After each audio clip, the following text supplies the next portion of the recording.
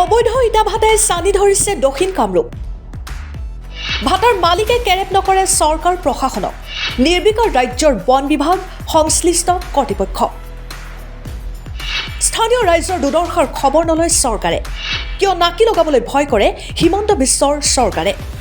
দক্ষিণ কামৰূপৰ বিভিন্ন ঠাইত ভয়ংকৰভাৱে চলি আছে ৰঙা ইটাৰ কলা বেহা। কিমান কম কিমান দেখুৱাম, আপুনি মই ভাগৰি পৰিম এইসমূহ ইটা ভাটা গণি গণি। পিছে ৰ'ব, এইসমূহ অবৈধ ইটা ভাটাৰ ওপৰত আপোনাৰ মোৰ চকু পৰে ঠিকেই, পিছে এইসমূহৰ দায়িত্বত থকা একাংশ বিষয়াৰহে চকু নপৰে। নহ'লেনো একাংশ দুষ্ট ব্যৱসায়ীয়ে পাৰেনে এনেদৰে মুকলিমূৰীয়াকৈ অবৈধ ইটা ভাটাসমূহ গঢ়ি তুলিবলৈ? প্ৰথমে ভালদৰে চাই লওক এইসমূহ দৃশ্য। দেখিছেই নহয় কিদৰে ভয়ংকৰভাৱে য'তে ত'তে কেৱল অবৈধ ইটা ভাটা গঢ়ি তুলিছে। এই অবৈধ ইটা ভাটাসমূহৰ পৰা ওলোৱা কলা ধোঁৱাবোৰৰ পৰা আপোনাৰ বা আপোনাৰ পৰিয়ালৰ কি ক্ষতি হ'ব পাৰে সেয়া হয়তো নকলেও বুজি পাইছে আপোনালোকে।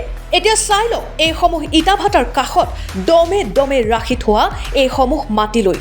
এই যে ইটাসমূহ বনাই ৰখা হৈছে, এইসমূহ মাটিৰো আছে এটা বেলেগ কাহিনী। বুজা নাই নহয়নে? তেনেহ'লে এই দৃশ্যলৈ মন কৰক, সকলো বুজিব। একাংশ দুষ্ট চক্ৰই ইটা বনাবৰ বাবে গঢ়ি তুলিছে অন্য এক ব্যৱসায়ী, সেয়া হ'ল পথাৰৰ খেতিৰ মাটি।